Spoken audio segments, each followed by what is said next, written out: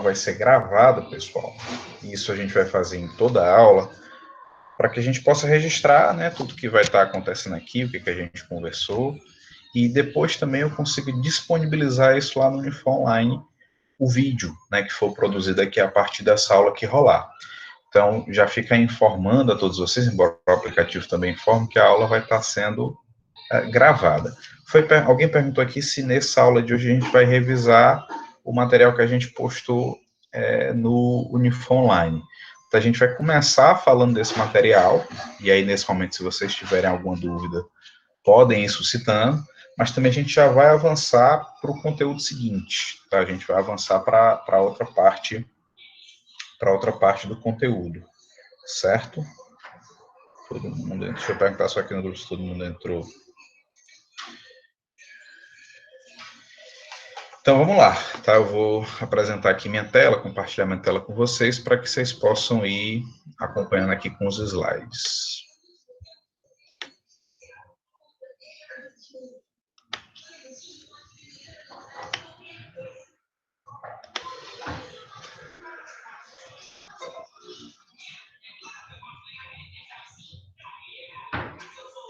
Pronto, então vamos lá.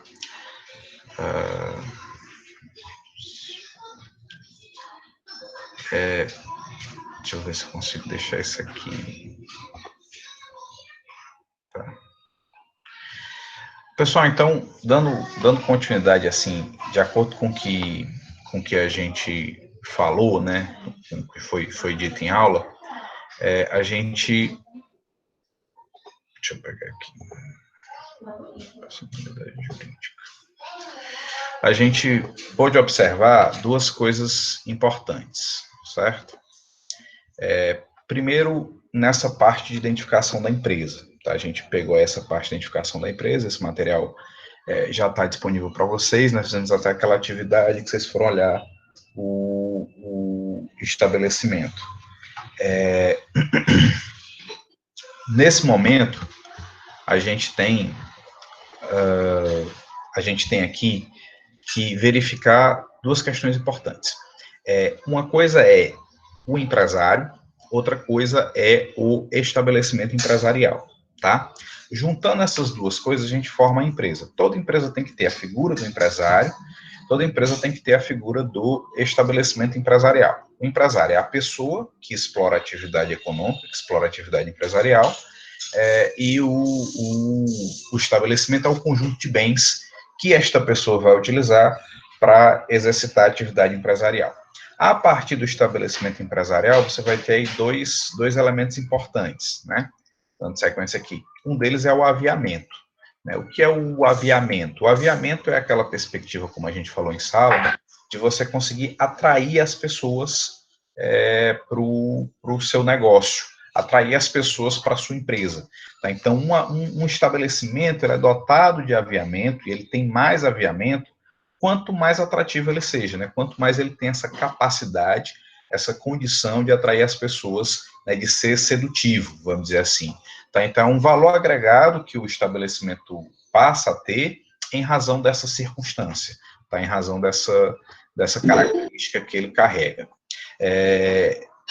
E aí, meus amigos, esse aviamento ele pode se dar de forma objetiva, né, com critérios objetivos, ou de forma subjetiva. Critério objetivo, por exemplo, localização do estabelecimento, uma lanchonete numa escola, uma floricultura no cemitério, ou seja, é a conveniência. Em razão da conveniência de estar naquela localidade, o estabelecimento acaba, vamos dizer assim, tendo uma vantagem, né, sendo mais atrativo. A pessoa usa muito pela facilidade de estar ali próximo. E ele também pode se dever a fatores subjetivos, né, que aí é muito mais relacionado com a habilidade de gestão do empreendedor, de ser atrativo, de gerar o desejo no consumidor, né, de fazer com que as pessoas queiram aquele produto, queiram aquele serviço, às vezes até submetendo-se a passar por dificuldades, né, para acessar aquele produto ou para acessar aquele serviço. Então, o estabelecimento carrega essa questão do aviamento. E também tem um aspecto aqui da clientela. Né? O que é a clientela? A clientela é aquele público que já foi fidelizado, aquelas pessoas que já constantemente frequentam aquele estabelecimento, né? já estão ali presentes naquele estabelecimento, de forma constante, né, sendo um público fiel, um público fidelizado, tá, que está na base daquela clientela, né, um conjunto de pessoas que mantêm relações com o estabelecimento empresarial. Não pertencem ao estabelecimento, notadamente, né, nem o aviamento, nem a clientela são do estabelecimento. Na verdade, eles são atributos, eles são características que esse estabelecimento pode trazer, tá? Aí, ponto e fundo de comércio, isso aqui não é tão importante. Aí foi visto também, aí já falando de aula virtual, né, já tendo tido a suspensão das atividades presenciais, aí nós falamos de nome empresarial, tem aula lá postada no Info Online. O nome empresarial é um elemento importantíssimo de identificação da empresa, um dos principais elementos de identificação da empresa. Toda empresa é dotada de nome empresarial, tá? É o nome oficial da empresa, serve para a identificação daquela empresa.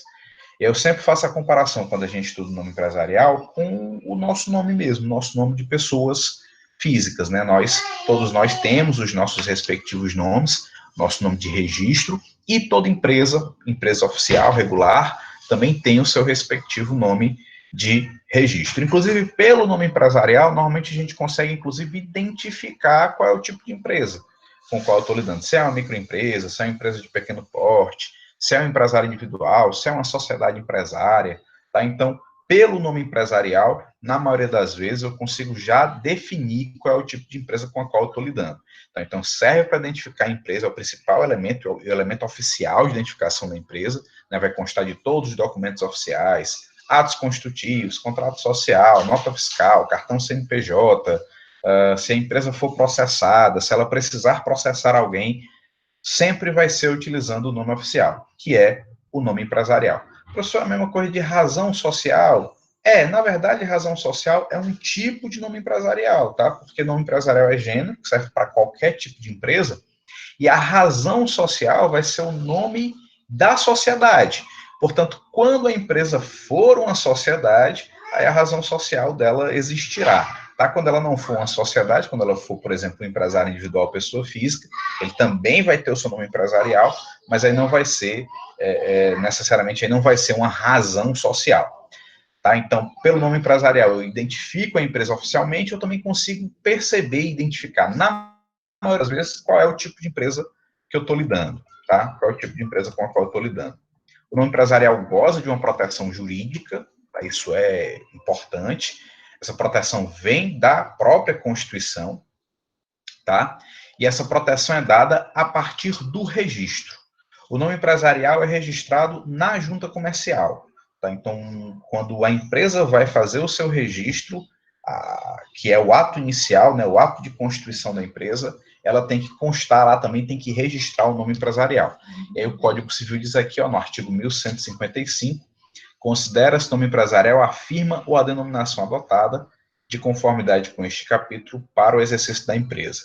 Parágrafo único, que para o nome empresarial para os efeitos de proteção da lei, a denominação das sociedades simples, associações e fundações. Tá? Então, isso aí é o que a gente tem enquanto nome empresarial. Tá? O registro é feito na junta comercial. Inclusive, pessoal, hoje o registro na junta comercial, ele é feito todo pela forma virtual, tá? É todo eletrônico. Vou até entrar aqui no site da junta comercial do Ceará, para vocês terem uma ideia. Quando você entra aqui no site da junta comercial, que é a junta comercial do estado do Ceará, aí, ó, o Jusec mantém serviço de atendimento ao público funcionando 100% digitais. Esse era um processo que já estava acontecendo lá na junta comercial e que naturalmente foi acelerado por conta aí do coronavírus. Aí quando você vem aqui em serviços, aí tem aqui portal de serviços, você teria que fazer um login aqui. Eu acho que eu tenho um login aqui, deixa eu ver aqui se dá certo.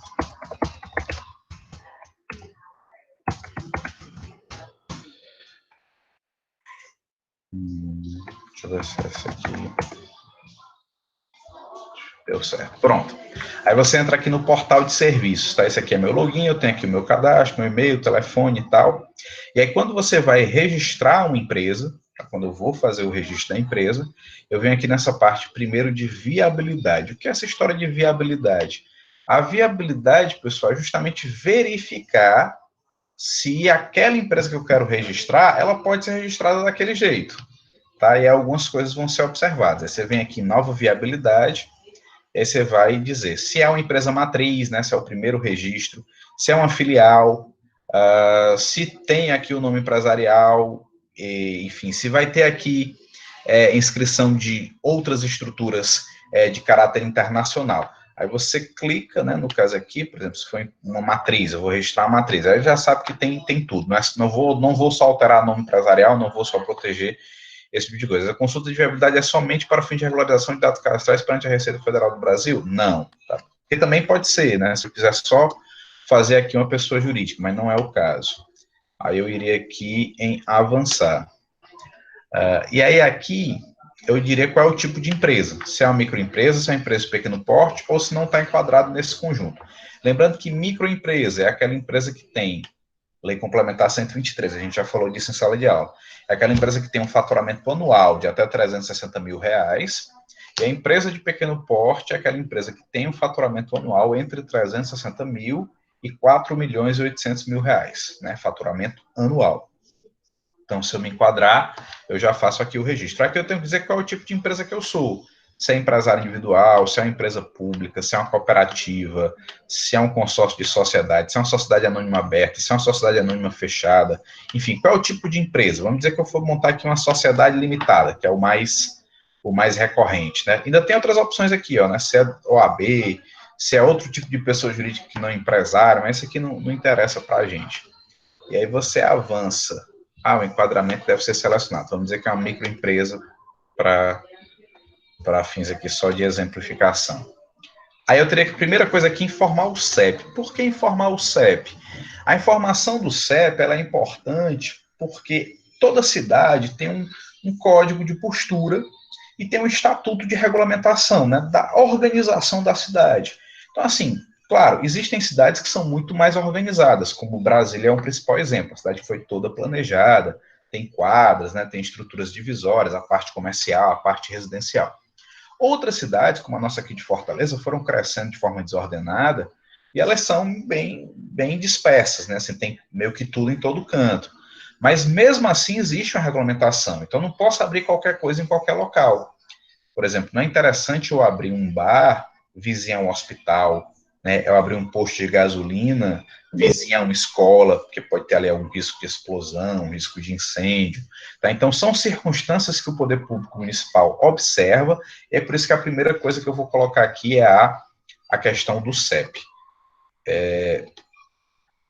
E aí, pessoal, tem mais gente aqui querendo entrar, deixa eu ver se está faltando alguém.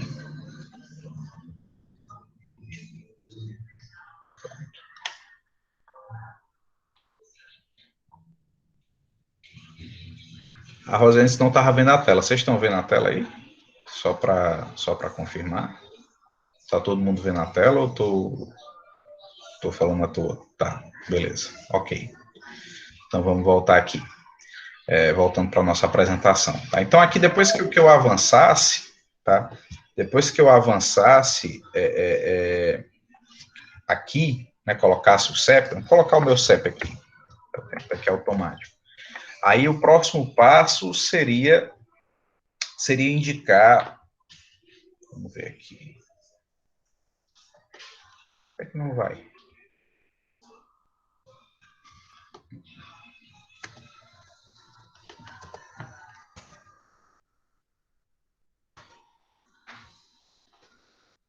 Não está indo, não. Mas, enfim, acreditem em mim. O próximo passo seria informar quais eram os nomes empresariais pensados.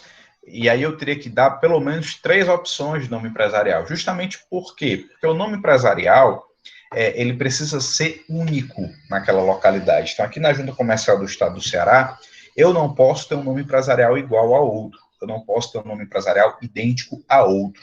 Tá? Então, em razão disso, o nome empresarial precisa de mais de uma opção, justamente para o fato de que, se uma das opções estiver ali já contemplada, estiver ali já ocupado, né, utilizado, eu poder ter outra ali para indicar. Tá? Então, a primeira coisa que eu faço para registrar uma empresa é consultar a viabilidade. E um dos principais pontos dessa viabilidade é a verificação do nome empresarial, porque o nome empresarial precisa ser exclusivo. Cada empresa tem o seu respectivo nome empresarial.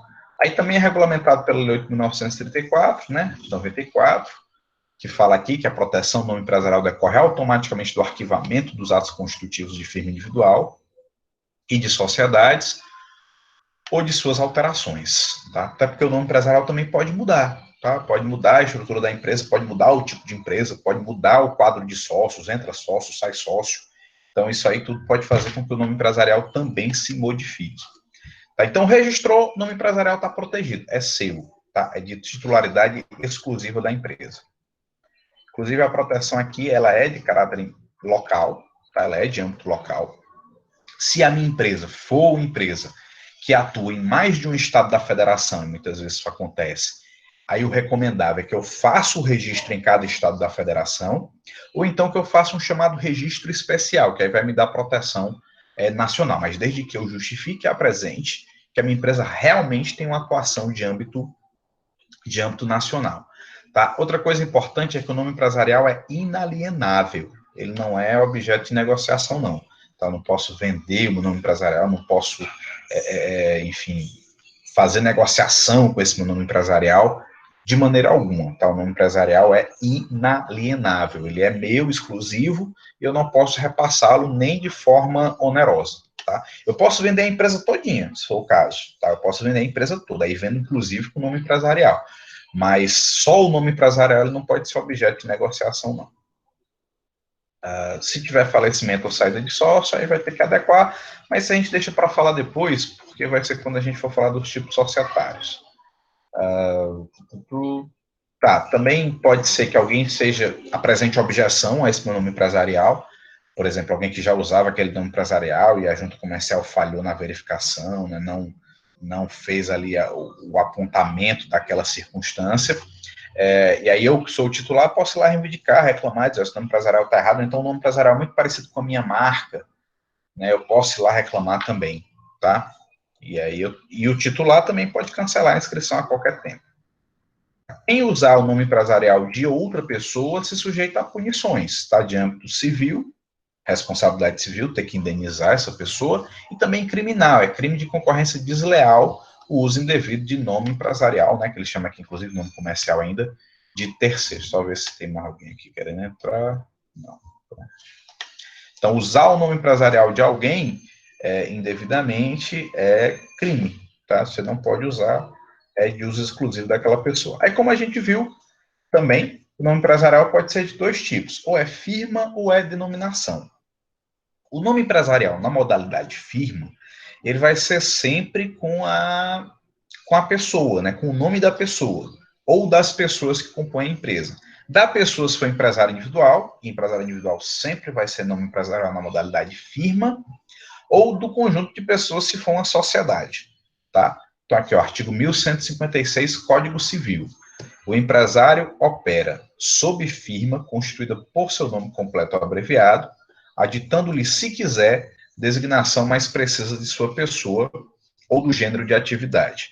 Tá? Então, ele nem precisa dizer qual é o tipo de empresa, ele pode dizer, se quiser, né, qual é o tipo de atividade, é opcional. Tá? Mas, às vezes, acaba sendo necessário, principalmente se a pessoa tiver um nome muito comum, porque, como eu disse anteriormente, o nome empresarial não pode ser igual a outro já existente. Tá?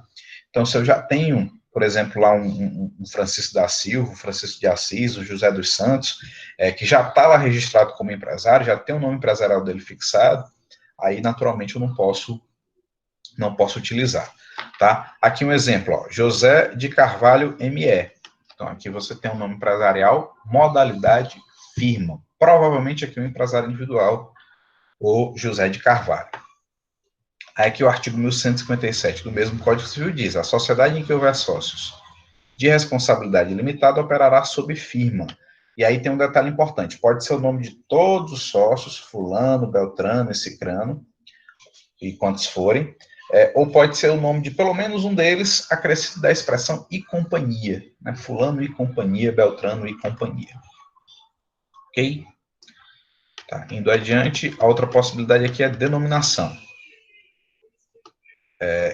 E aí você tem aqui, ó, a abreviação que designa o objeto da sociedade em seu nome empresarial. Então, denominação, na verdade, é um nome qualquer. Tá? Um nome qualquer que eu posso criar e posso utilizar. Alguns tipos de empresa podem usar denominação, como é o exemplo da sociedade limitada. Tá? Mas a sociedade limitada sempre tem que ter a expressão limitada ou a abreviatura ULTDA. Sociedade cooperativa, sempre tem que ter o vocábulo cooperativa. É denominação e sempre cooperativa. Sociedade anônima também é denominação, mas tem que ter ao final a expressão sociedade anônima, ou a abreviatura SA, ou então a expressão companhia ou abreviatura CIA ao início. Então você tem lá, por exemplo, Companhia Paulista de Tecidos, é uma sociedade anônima. Banco Itaú Unibanco SA, é uma sociedade anônima também, mas está com esse outro formato. E a Ireli, a empresa individual de responsabilidade limitada, sempre tem que ter a expressão Ireli, após a firma ou denominação. Então, olha só para reforçar, tá? Então, se for empresário individual ou sociedade com sócios de responsabilidade limitada, e aí vamos destacar principalmente dois tipos, sociedade em nome coletivo, sociedade como dita simples, o nome empresarial vai ser obrigatoriamente firma, com o nome das pessoas, ou o nome do empresário individual, ou o nome dos sócios que compõem a sociedade, mais a expressão, ou de um deles, é a expressão e companhia. Se for sociedade limitada ou Ereli, a sociedade limitada tanto pode ser firma quanto pode ser denominação. Vai ficar a livre escolha da empresa. Tá? Os empresários é que os sócios ou o empresário é que vai definir se vai usar firma ou denominação. Mas aí sempre ao final ele vai ter que ter a expressão limitada ou a abreviatura LTDA. Sempre tem que utilizar.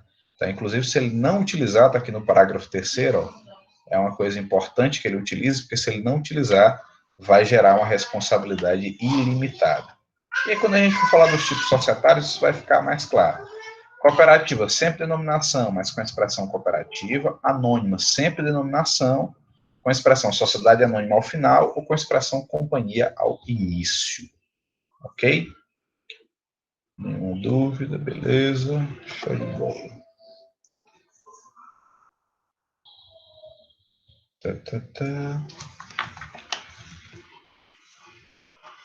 O nome fantasia, a gente também falou dele lá no vídeo, né? O nome fantasia aí não tem muita regra quanto a ele. Então, o nome fantasia é o título do estabelecimento criado ali pelo empresário, não corresponde ao nome empresarial, via de regra, não se registra, não tem registro, nome fantasia, e pode ou não ostentar, né, o mesmo elemento nominativo de uma marca, tá? Então, exemplo, a mesma empresa pode ostentar aqui o nome empresarial Leal Calçados LTDA, que aí fica certo que é uma sociedade limitada, veja aqui que é nome empresarial, e o nome fantasia Calçados Maravilha. Então, é normalmente algo que não tem relação, né? É o nome mais fácil de ser memorizado. Proteção do nome fantasia é precária, porque não tem registro, né? Sendo mais seguro, naturalmente, você registrar uma marca, que a gente até tinha falado já melhor de marca, né, em sala de aula. Marca é protegido pela Lei 9279, o artigo 122 da Lei 9279 diz são suscetíveis de registro com marca os sinais distintivos visualmente perceptíveis não compreendidos nas proibições legais. As proibições constam do artigo 124 da lei, lá diz o que é que não pode ser registrado. Dificilmente a gente conhece o nome empresarial de uma empresa, né? Isso aí é fato, a gente não memoriza tanto. Ao contrário, as marcas são normalmente lembradas muito facilmente, tá? Por exemplo, aqui, né? Aquele negócio do Vamos Testar tinha um joguinho que a gente fazia em sala, né? Mas não tem como a gente fazer isso aqui agora. Mas quem quiser dar uma olhada, o nome do jogo vou até colocar aqui também. Logos Quiz.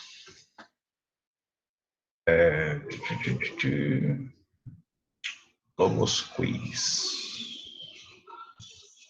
Esse Logos Quiz, ele tinha um lance muito legal, porque eu não sei, eu acho que ele só tem para telefone, que é mais ou menos assim, ó. Deixa eu ver aqui se dá para ver a imagem grande. Não, isso aqui não tá legal, não. Isso aqui vai botar um vírus aqui no computador. É o seguinte, a ideia do jogo é o seguinte, ele coloca só uma parte do símbolo da marca, por exemplo, só a maçã da Apple, e aí você vai lá e digita qual é a marca. É um jogo bobo, mas o propósito dele é justamente esse, mostrar como você conhece a marca. Tá? Então a gente normalmente faz isso em sala de aula, faz até uma competição, né? Tem um pedaço da marca, e aí para você digitar o restante, tá? Que aí mostra o quanto a marca está presente no nosso dia a dia, o quanto a gente conhece marca, o quanto a gente é bombardeado por marca o tempo todo. Marcas, então, podem ser nominativas, podem ser figurativas, né, só símbolo, podem ser mistas ou tridimensionais. Elas podem ter esses três formatos. Exemplo aqui, nominativa, marca Nokia, marca simbólica, que é só o símbolo da Nike, a marca mista, que símbolo e nome, né, o Pão de Açúcar, marca tridimensional, esse efeito 3D aí do símbolo da Universidade de Fortaleza, que a gente até viu lá que tem aquela dificuldade do registro, né? A importante distinção, tá? Enquanto no empresarial a proteção é de âmbito local, mas é para todos os âmbitos de atividade, não pode ter nenhuma empresa com nome empresarial repetido, a marca tem uma proteção de âmbito nacional, mas a proteção se divide em classes, tá? Se divide em classes. A gente até falou disso também, e você pode conferir isso no site do INPI.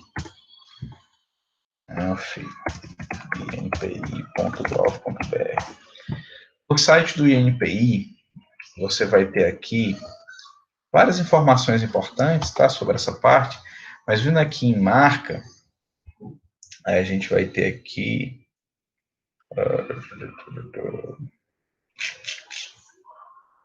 a parte que vai falar aqui das classes, tá? Divisão em classes de marca.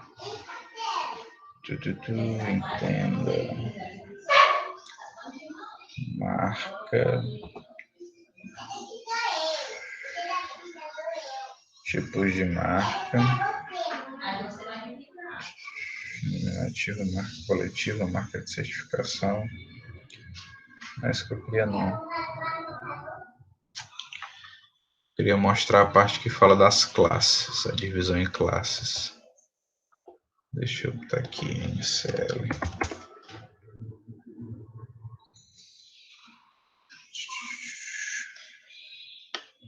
NCL 11, aqui. É a classificação mais recente de marcas. Mas eu acho que não vai dar certo. Não deu certo. Lista de produtos em ordem alfabética. Vamos pegar esse aqui, NCL 10. Não deu certo, não. Tá abrindo outra coisa aqui. Tá, então, quando a gente consegue encontrar aqui, né, quando está funcionando direitinho, você vai ter uma lista, porque o site não está legal aqui, mas você vai ter uma lista de classes em que as marcas são divididas. São 34 classes de produtos e 11 classes de serviços, tá? 45 classes ao todo. E eu registro naquela classe específica. Mas existe a possibilidade de registrar também com marca de alto renome, né, que é o artigo 125 da lei. A marca registrada no Brasil, considerada de alto renome, será assegurada a proteção especial em todos os anos de atividade. Então, você vai ter uma proteção específica. A marca notoriamente conhecida é aquela marca que nem tem registro aqui no Brasil, mas ela é tão famosa, tão difundida, que ela também tem uma proteção. A proteção do registro das marcas vale por 10 anos, sendo renováveis por períodos sucessivos de 10 anos. A renovação ela pode se dar indefinidamente. Tá? Então, resumindo aqui, nome empresarial, esse quadradinho aqui para vocês lembrarem. O nome empresarial é regido por essa legislação, Código Civil, Lei 8.934, Decreto 1800. O registro é feito na junta comercial, a proteção é de contra-uso por terceiros, por outras pessoas. Nome fantasia não tem lei que proteja, não é registrado, mas normalmente consta dos atos constitutivos, e a proteção é pelo crime de concorrência desleal. Marca é regida pela Lei 9279, o registro é feito no Instituto Nacional da Propriedade Industrial, INPI, e a proteção é contra o uso de terceiros. Tá? Então, esses são os principais elementos de identificação da empresa, embora tenham outros, né, como a gente até falou lá no fórum, a gente provocou vocês quanto ao trade dress. Tá, então, eu vou voltar aqui. Eu vou voltar aqui para nosso chat. E aí eu vou perguntar para vocês se tem alguma dúvida disso tudo foi falado, dessa aula do nome empresarial. Deixa eu ver aqui, o José Nonato já mandou um. Professor, caso haja uma dívida para uma empresa limitada, o valor está limitado à participação de cada sócio, ou eles podem arcar com seus respectivos patrimônios? Boa pergunta, Nonato, muito boa pergunta. E aí eu vou te dizer o seguinte, isso é uma matéria daqui um pouco mais à frente, mas já te adiantando, o direito empresarial brasileiro, ele trabalha com possibilidade de empresas em que os titulares tenham responsabilidade ilimitada e empresas nas quais os titulares tenham responsabilidade limitada, tá? Naturalmente, a maioria das pessoas prefere, por uma questão de lógica e segurança, o tipo empresarial que seja com responsabilidade limitada. Tá? E o que significa ter responsabilidade limitada? É que a responsabilidade da empresa, né, pelos atos que ela praticar, na verdade, a responsabilidade dos sócios e do empresário, ficam limitados ao capital social daquela empresa. Tá? Então, ficam limitados ali ao capital social daquela empresa. Portanto, se eu sou sócio de uma sociedade limitada, vamos dizer assim, eu e outra pessoa, somos dois os sócios, e aí a gente tem um capital social, sei lá, de R$200 mil, sendo que cada um contribuiu com 50% desse capital social. Eu contribuí com 100 mil, ele contribuiu com 100 mil, e formamos os 200 mil. A minha responsabilidade, num primeiro momento, ela vai só até esses 100 mil, se eu sou sócio de uma sociedade limitada, porque a minha responsabilidade é limitada à minha participação no capital social daquela sociedade. Né? Apenas em circunstâncias excepcionais é que a minha responsabilidade poderá ir além disso. A gente vai ver que condições excepcionais são essas. Tá? No que diz respeito aos outros tipos de estrutura empresarial, os outros tipos de formato, né, de estrutura empresarial, que tem responsabilidade ilimitada, eu não tenho essa barreira, eu não tenho esse limite. É por isso, por exemplo, que a gente tem pouco caso de empresário individual, porque o empresário individual, ele tem responsabilidade ilimitada. O empresário individual tem responsabilidade ilimitada. Então, ele responde com o patrimônio pessoal dele integralmente, tá? Responde com o patrimônio pessoal dele, por todas as dívidas e obrigações que a empresa vier a contrair. Mas esse aí é justamente o assunto que a gente vai começar agora, tá? Sobre os outros tipos de empresas. Porque até então a gente só falou mesmo de empresário individual.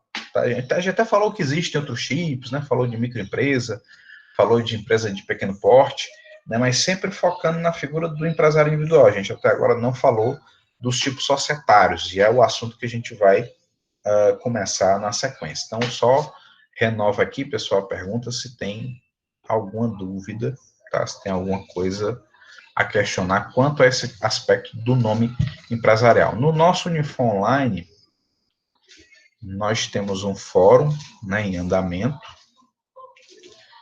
e aí eu vejo que a gente, na verdade, tem dois fóruns, né?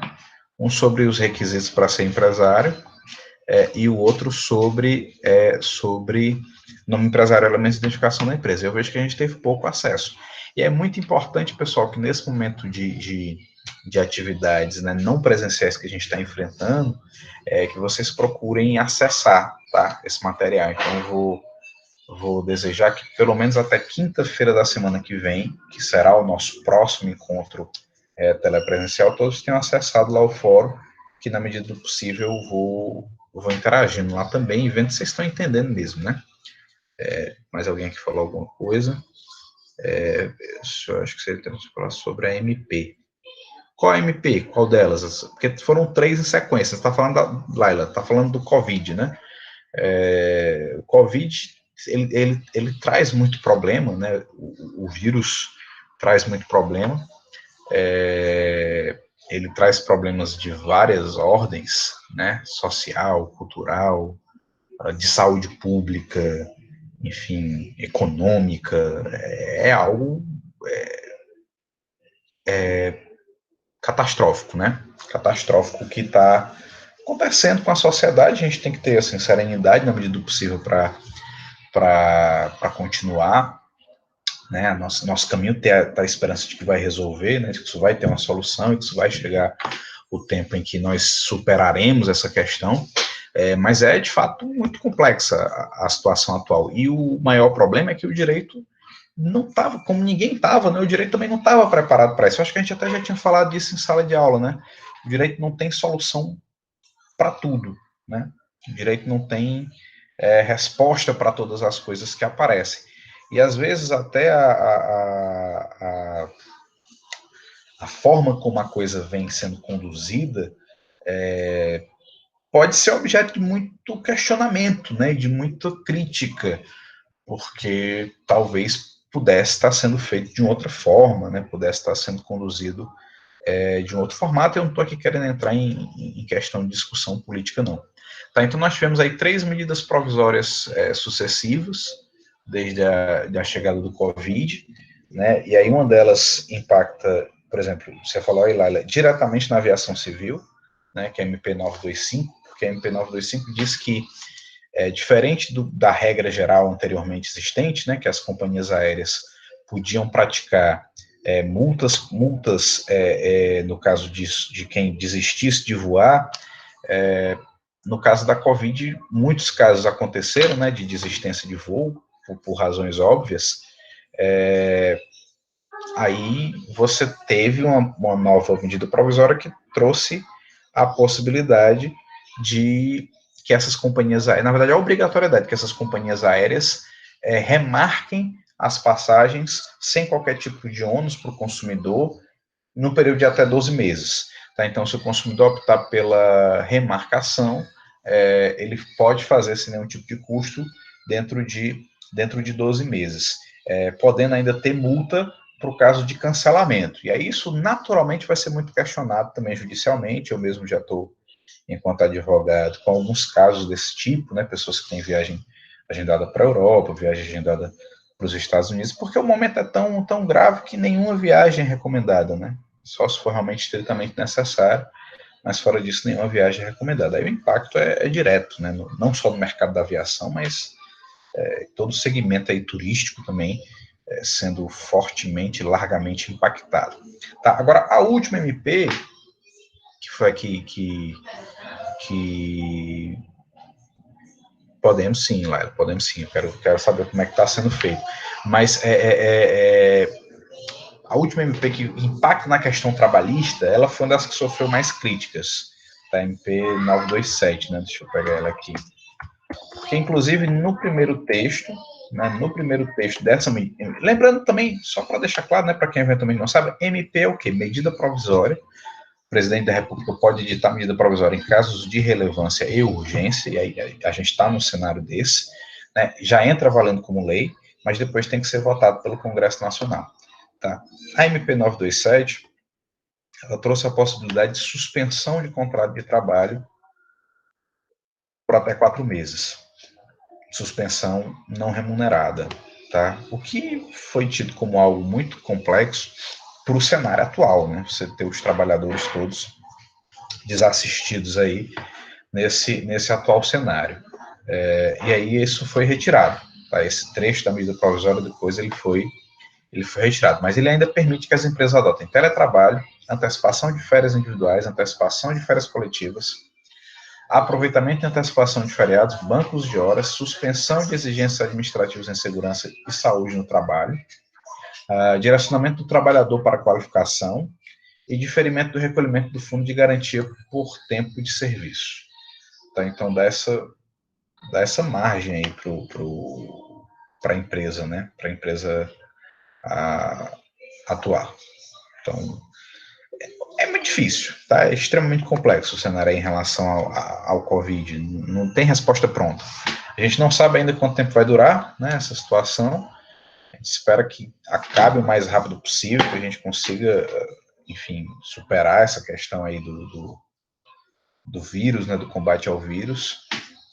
Mas a gente nem sabe quando vai acabar e nem sabe ao certo os efeitos que isso vão causar na economia, nas empresas, né, enfim, todos os segmentos. Mas enfim, vamos torcer pelo melhor, né? Torcer pelo melhor cenário. Bom, pessoal, a gente certamente volta a falar sobre essa questão do Covid, tá? Porque tem muito impacto na atividade empresarial. Eu posso até, mais adiante, né, separar um momento de aula para falar especificamente, né, dos maiores impactos do Covid, conforme, inclusive, a coisa for avançando, né? E aí a gente possa ver que está mais ou menos definido como a coisa vai funcionar, né, como a coisa vai se conduzir. Bom, mas aí, meus amigos, dando sequência ao nosso conteúdo, o conteúdo que vem a posteriori, eu vou disponibilizar esse material para vocês, é justamente os tipos de empresas existentes, tá? E aí, pessoal, basicamente são 3 as possibilidades, tá? A empresa ela pode ser empresário individual, uma pessoa explorando a atividade empresarial. A empresa pode ser EIRELI, empresa individual de responsabilidade limitada, ou pode ser uma sociedade, ou uma sociedade unipessoal, ou uma sociedade com pluralidade de sócios. Tá, então, ou eu vou ser empresário individual, pessoa física sozinho, ou eu vou constituir um EIRELI, ou eu vou constituir uma sociedade empresária. São essas 3 possibilidades. Agora, dentro dessas 3 possibilidades, você tem vários detalhes importantes. Um dos mais importantes, um dos principais, é o seguinte: só o empresário individual atua como pessoa física. Os outros formatos, EIRELI e sociedade, são pessoa jurídica. E aí, para o direito, isso tem uma relevância muito grande, tá? Você ser pessoa, ser dotado de personalidade, tá? E aí eu vou voltar, então, a compartilhar aqui minha tela com vocês, para que a gente vá para uma outra apresentação de slide, e eu faço uma pequena explicação sobre isso, tá? Sobre essa questão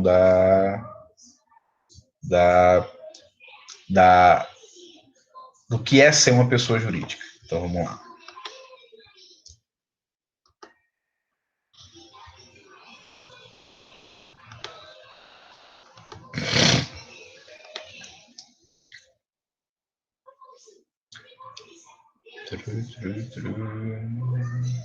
Pronto.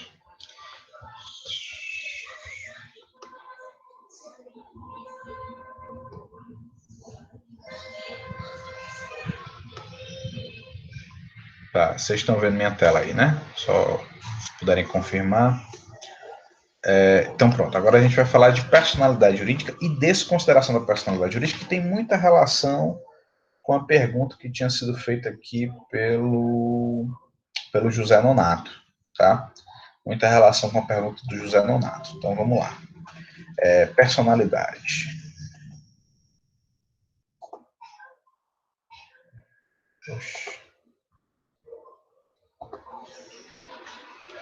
Pronto. Primeira coisa, princípio da autonomia da pessoa jurídica. Gente, o Código Civil Brasileiro, ele vai dizer assim, lá no artigo 2º, ele vai dizer assim, que a personalidade da pessoa começa do nascimento com vida. Então, para o direito, juridicamente falando, é muito relevante dizer que todos nós somos pessoas, né? Todos nós somos pessoas e, portanto, somos seres dotados de personalidade. Ter personalidade, para o direito, significa ser um sujeito de direitos. Tá? Nós temos a nossa personalidade a partir do momento que nascemos com vida, mas aí, evidentemente, isso foi objeto de outra aula nossa, que está postado lá no Unifor Online, os requisitos para ser empresário. Ao nascermos, nós ainda somos seres completamente incapazes de manifestar nossas vontades. Nós nem conseguimos nos comunicar, somos completamente dependentes. Portanto, nós somos dotados de personalidade, mas somos juridicamente ainda considerados incapazes. Essa incapacidade ela vai cessar parcialmente aos 16 anos, depois vai cessar completamente aos 18 anos, tá? E aí nós tornamos-nos, a partir dos 18, plenamente capazes, seres capazes de deveres, obrigações, etc. Então, a partir dos meus 18 anos, se eu não tiver nenhum tipo de problema de saúde, se eu não tiver nenhum tipo de problema mental, A partir dos meus 18 anos, eu tenho a plena capacidade jurídica para celebrar contratos, para assumir obrigações, para exercer os atos em geral da vida, né? Contrair obrigações, assumir obrigações e ser também titular de direitos, exercer esses meus direitos. Tanto que quando nós somos menores de idade, né, quando, por exemplo, a gente vai estudar numa escola particular, para quem vai estudar de escola particular, ou mesmo numa escola pública, quem vai fazer a nossa matrícula são os nossos pais, que nos representam. A partir dos 18 anos, quando a gente chega na faculdade, quando a gente vai fazer a nossa matrícula, a gente já faz o nosso próprio nome, porque nós somos seres dotados de personalidade. Então, a personalidade ele tem esse elemento importante para o direito. E aí, o direito também criou uma figura que é a pessoa jurídica. O que é a pessoa jurídica? A pessoa jurídica é uma abstração, uma entidade, né, que para o direito vai funcionar como se uma pessoa fosse. É como se ela fosse uma pessoa tal como nós. A diferença é que nós somos pessoas físicas ou pessoas naturais, e essas abstrações, essas organizações vão ser pessoas jurídicas, né, vão ter essa classificação de pessoas jurídicas. Quando a gente fala de pessoa jurídica, a gente vai ter as pessoas jurídicas de direito público e as pessoas jurídicas de direito privado. Está definido em lei. Eu posso até mostrar para vocês aqui no Código Civil. Ó, entrando aqui no Código Civil, vai aqui, ó, artigo 40, mais especificamente, artigo 40. As pessoas jurídicas são direito público interno ou externo e direito privado. As pessoas jurídicas de direito público interno, União, Estados, DF e territórios. Território é coisa que não tem atualmente no Brasil, mas poderia ter uma parcela territorial que nem está encaixada como Estado, nem como município. Então fica num limbo que é território. Mas no Brasil isso não existe atualmente. A gente já teve situação de território, mas não tem mais.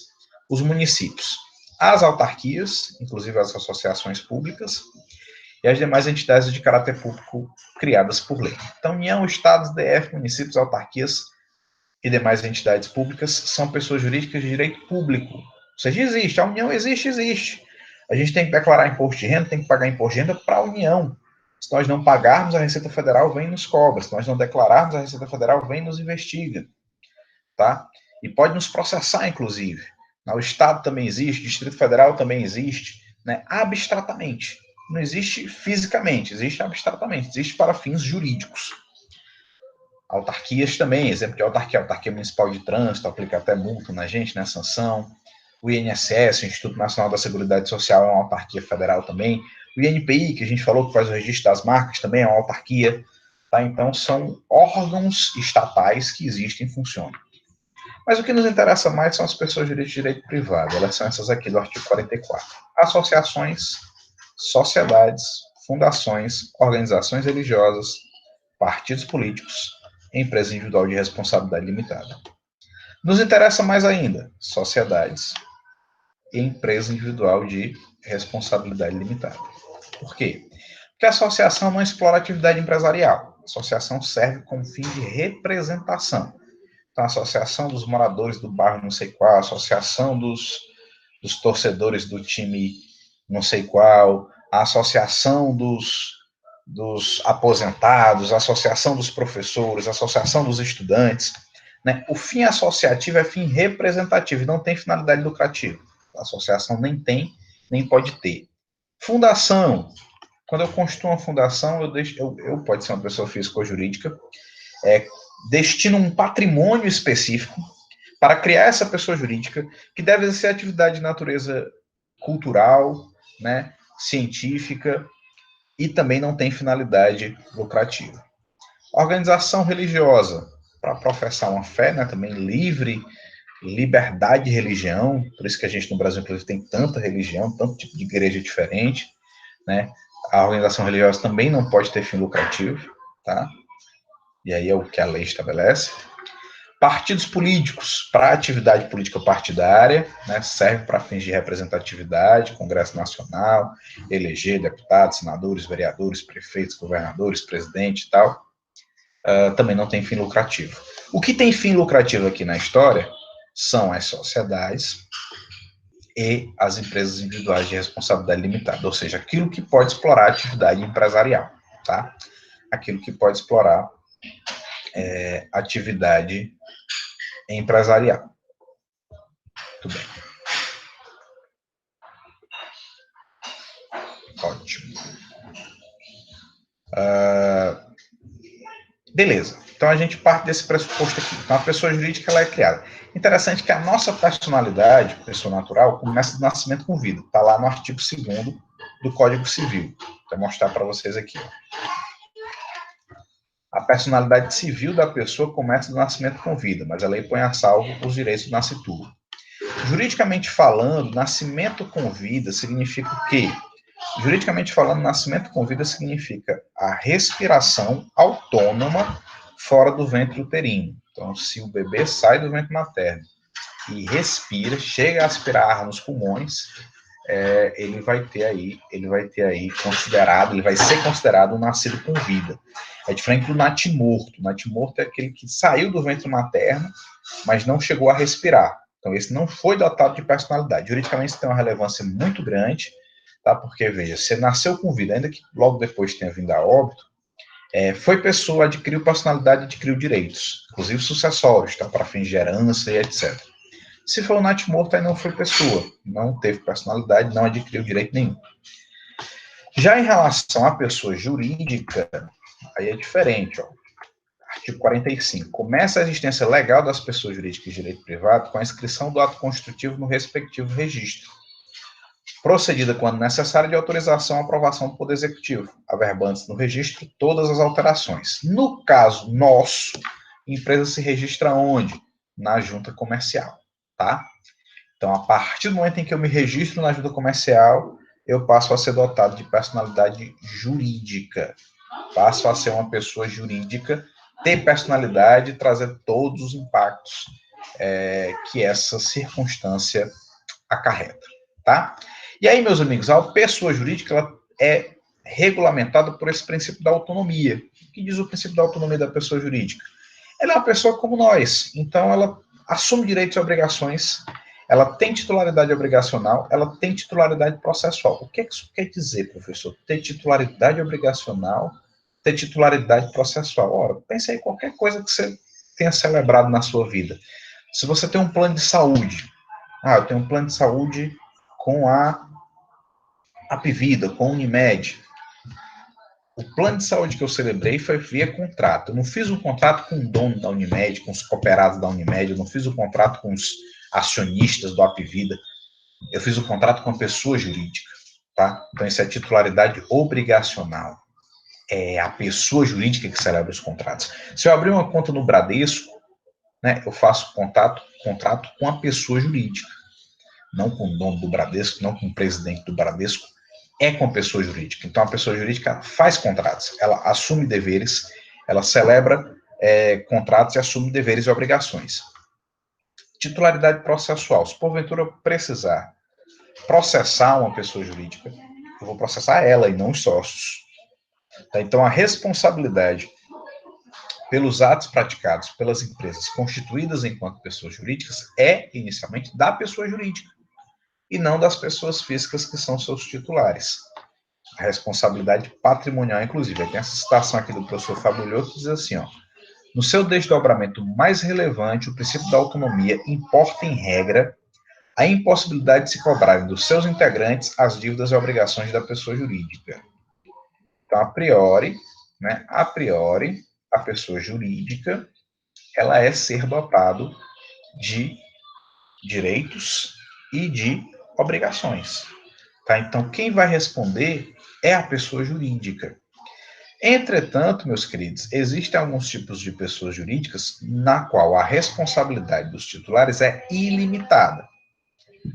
Quais são os tipos de pessoas jurídicas com responsabilidade limitada? EIRELI, o próprio nome está dizendo, empresa individual de responsabilidade limitada, sociedade limitada, sociedade anônima e sociedade comandita simples parcialmente, porque só alguns sócios da sociedade comandita simples vão ter responsabilidade limitada. Os outros tipos de sociedade, como regra, vão ter responsabilidade ilimitada pelas obrigações. Significa dizer o quê? Se a pessoa jurídica tem uma dívida, não paga, essa dívida poderá ser assumida pelos sócios, sem limitação, naquelas sociedades em que não tem a responsabilidade limitada. Já nos tipos de sociedade que tem responsabilidade limitada, os sócios só respondem até o seu limite de participação no capital social. E aí, nesse caso especificamente, você não vai ter condições de cobrar do patrimônio pessoal do sócio uma dívida da empresa. Na verdade, o princípio da autonomia separa bem isso. Nem a pessoa jurídica pode responder pelas dívidas e obrigações da pessoa física, nem a pessoa física pode, no primeiro momento, responder pelas dívidas e obrigações da pessoa jurídica. Tá claro isso? Tá? Esse é o princípio da autonomia da pessoa jurídica.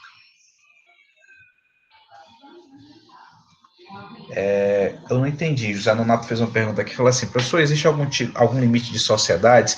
No exemplo das organizações religiosas, elas podem ter sociedade?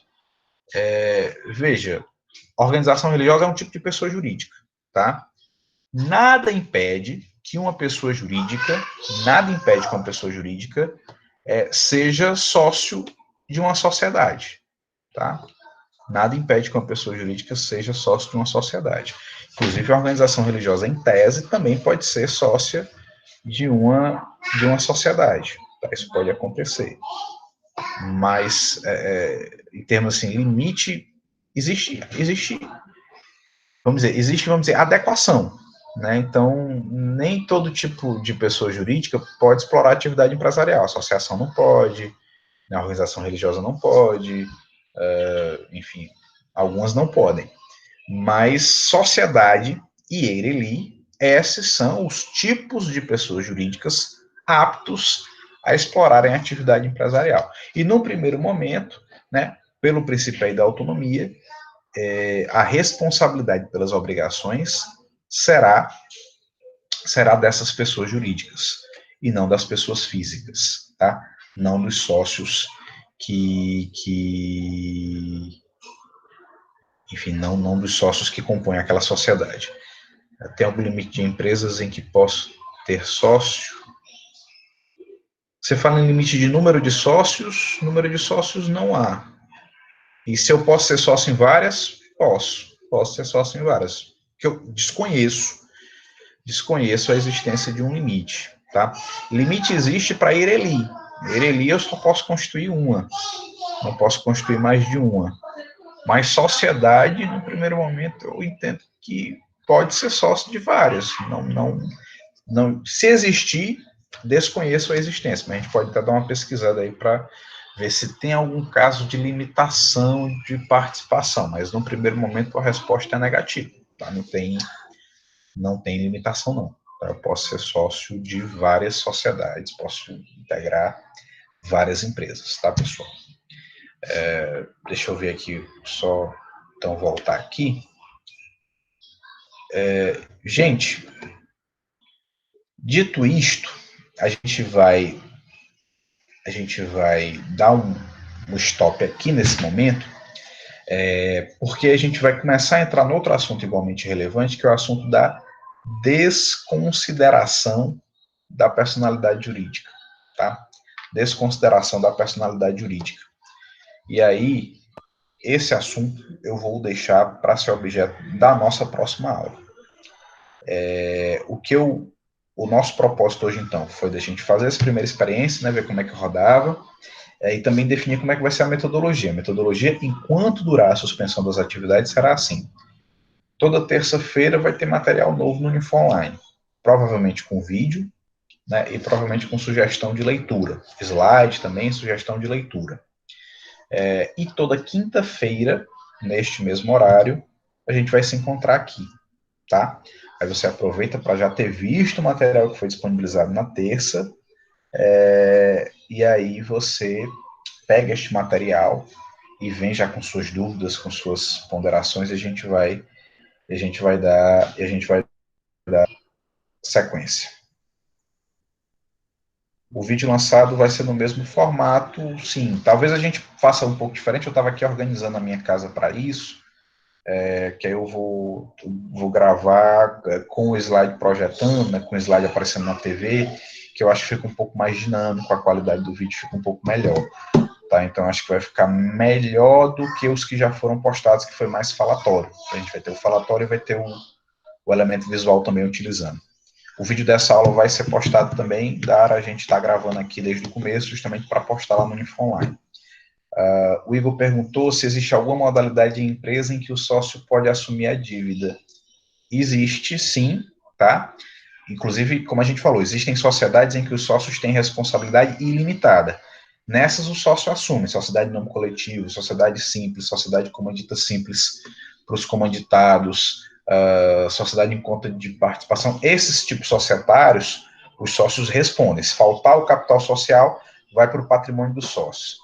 Já nos outros tipos, sociedade limitada, sociedade anônima, principalmente, o sócio responde só até o seu capital social. Mas, aí tem esse detalhe, que é o que a gente vai falar na aula de terça, da desconsideração da personalidade jurídica, certo? Aí a gente vai ver quando isso pode acontecer, né? Que aí pode acabar acarretando responsabilidade para o sócio.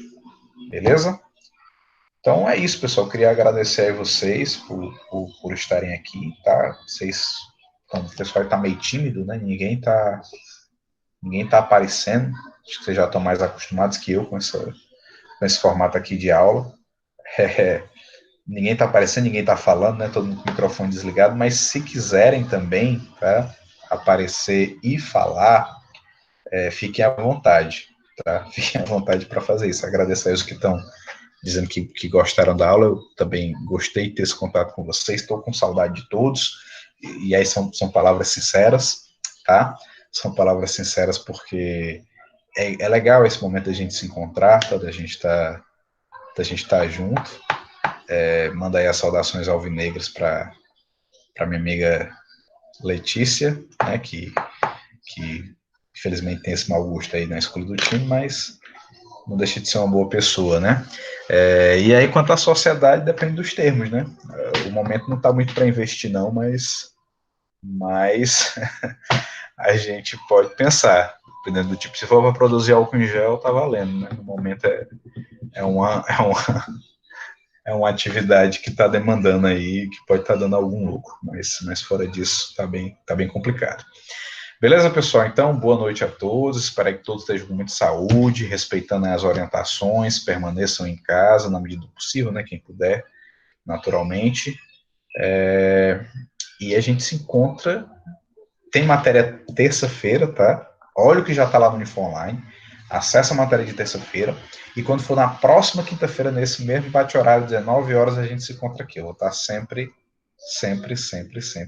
lembrando vocês disso. E Laila, estou à sua disposição, tá? Quero saber direitinho como é que aconteceu, para a gente conversar depois. E se você concordar, a gente até socializa aqui depois também com a turma, tá? O Unifonline estava meio ruim hoje, viu, Beatriz? Hoje ele deu umas oscilações. Na verdade, desde terça-feira ele teve um probleminha lá na subestação. E aí ele está dando essas osciladas, né? Essas osciladas. Esse cara tá aí ganhado, viu? Eu vou encerrar agora, tá, pessoal? E aí o vídeo também fica disponibilizado lá no Unifonline. Então, lembrando, terça-feira tem material, quinta-feira a gente se encontra aqui de novo. Valeu? Até mais, saúde, um abraço.